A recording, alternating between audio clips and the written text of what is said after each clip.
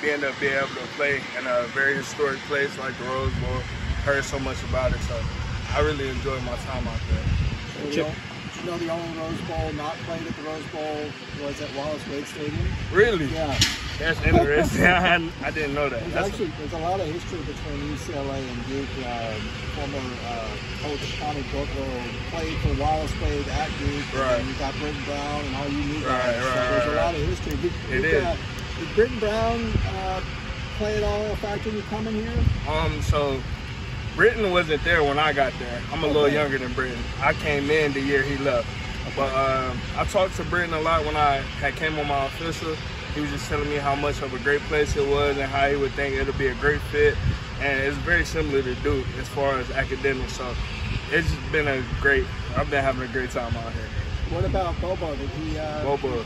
Did he push for you to come too? Oh yeah, he definitely did. He definitely did. That's my guy. Like, I've been knowing Bo since I was a freshman, maybe even before I was a freshman. And like, he's just a high character guy, someone I can always lean on if I needed advice or anything like that. He's a natural born leader, so definitely teaming back up with Bo was a great decision for me, and I'm glad I did it. Go ahead. Chip Kelly mentioned you as one of 3 guys on defense that stood out. What do you think about your performance and just the defense overall? I feel like the defense played good. I feel like we all played good overall. I had a pretty good game. We all had a pretty good game. We're just trying to come out here and get better and better and stack days. Me personally, I feel like I left a lot on the table. I feel like I could have had a better game. But I missed a couple plays, but it's, you just go on to the next play and on to the next week, and we just got to keep going. What were you happy about the defense? I mean, you guys really they only really scored 1 touchdown drive. Right. That was a sustained drive. Yes, sir. What were you most happy about with the defense? Just getting to see the intensity we played with. I feel like we played with a dog mentality. I feel like that's how every defense should look anytime we step on the field. So like, just seeing guys celebrate with each other, seeing all the hard work we put in out here during fall, spring, summer, and just seeing it come to all through like us just playing together and stuff like that. I feel like it was just a great thing to see. How do you feel the defense was meshing with each other, especially as the game went on? The defense meshing with each other? Meshing, coming together. Oh yeah. So we got down early. We didn't allow that to bring us down or anything like that. We still got to play ball. It's so what, now what? That's our mentality. So what, now what? So say a big play happens, they get a big play, so what, now what? We got to keep going. Like, the game doesn't stop because they get a big play. We just got to keep going there. I feel like we did that and stuck together through and through. How has it been working with Coach Bruin? What has he brought to the table for you? Oh yeah, Coach McGovern is definitely a great guy, great coach, great mentor. Just him being in the meetings and stuff like that, he'll come to our meetings, our defensive line meetings, talk to us about certain things. He sees the game in a different lens, especially with him being an NFL-style defensive coach. So it helps us play faster, having a guy with that experience level on our side. What kind of leadership does Stephen Blaylock provide for the defense? Is he a vocal guy at all? He's very vocal. That's my guy. I love Blay.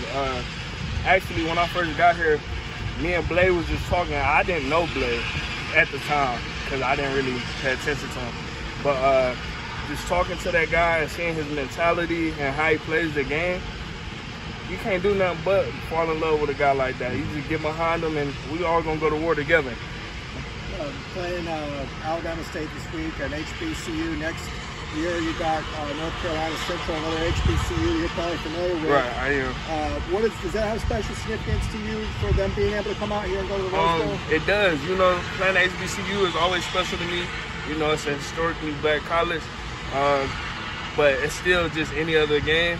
We still go in with the same mindset, the same intensity, the same everything. But I really want to get to hear their band play. I love HBCU bands. They're amazing. So maybe you'll be able to hear from the locker room. Maybe from the locker room. I was wondering about your personal journey. I mean, in the spring, I believe you were out with an injury, but you were here. Yes, sir. What did you do to maybe stay engaged and learn this defense, even though you couldn't be on the field? Yes, sir. I made sure I stayed in meetings even when I was hurt and wasn't able to play on the field and stuff. I made sure to stay engaged with my coach, talk to teammates, and just, learn from them. When we're watching film, I'm looking at what they're doing right, what they're doing wrong. How can I fix that? How can I help them get better so I can be better? And just follow up on that, how much of an adjustment was it then in the fall to, get on the field and get up to game speed with everybody else? It wasn't too much of an adjustment. It's still football at the end of the day. We're football players. It's a little different style of ball, but I would say it's pretty similar in the talent levels and speeds and stuff like that. So I just go out there each and every day and get my 1%, get 1% better, and just do my 111.